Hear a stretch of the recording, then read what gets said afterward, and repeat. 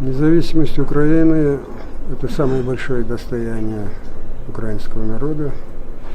За нее боролись многие поколения украинцев.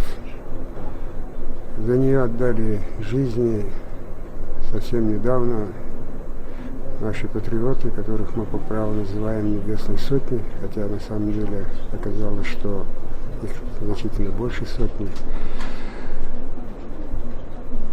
И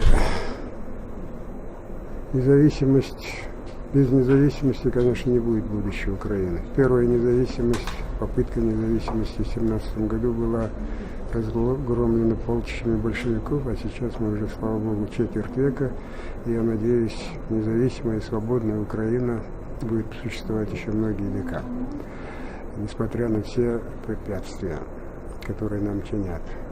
За 25 лет независимости украинцы сделали очень много выводов. И главный из этих выводов тот, что когда в стране не все в порядке, надо брать инициативу в свои руки, ничего не бояться.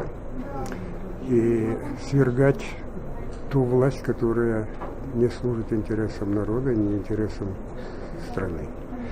Это очень хороший пример и для других стран, именно поэтому, наверное, в страхе перед нашим примером соседняя страна обрушилась на нас своей агрессией. Но я думаю, что мы выдержим.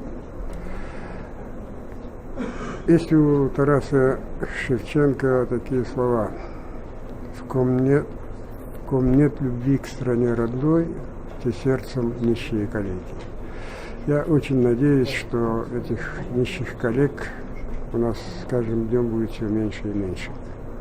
Я сердечно поздравляю всех наших сограждан с Днем Независимости. В первую очередь тех наших воинов, которые с оружием в руках ценой своей жизни отстаивают целостность нашего государства.